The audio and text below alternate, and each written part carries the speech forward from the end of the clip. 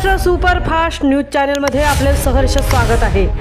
खास सत्याची ठार लेखणीची महाराष्ट्रातील ताज्या आणि वेगवान बातम्या पाहण्यासाठी आपल्या हक्काचे चॅनल शेअर करा, लाईक करा आणि सबस्क्राइब करा। केळवणे विभागात गुरे चोरणाऱ्या टोळ्यांचा सुळसुळाट।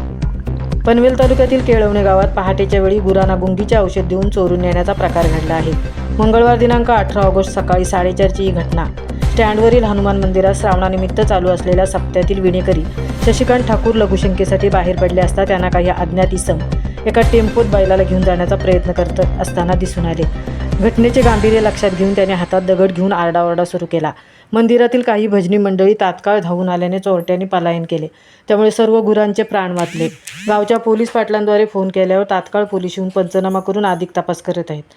राज्यात आणि ग्रामीण भागात जनावरे गुरे चोरणाऱ्या टोळ्यांचा सुळसुळाट वाढला असून रात्रीच्या वेळी गोठ्यात बांधलेल्या गायी, म्हशी, बकऱ्या चोरून वाहनांमध्ये पळवून नेण्याच्या घटनांमध्ये मोठी वाढ झाली आहे। शेतकरी वर्गात या वाढत्या चोरीमुळे प्रचंड रोष आणि भीतीचे वातावरण पसरले आहे। वाढत्या चोरीची प्रमुख कारणे व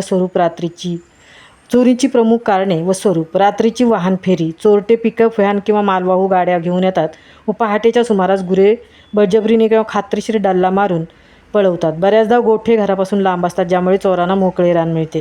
शेतकरी संघटना आणि ग्रामस्थांकडून रात्रीची पोलीस गस्त वाढवण्याची आणि चोरांना कठोर शिक्षा देण्याची मागणी होत आहे। महाराष्ट्र सुपरफास्टसाठी अजय शिवकर, तृप्ती भोईर, केळवणे, पनवेल।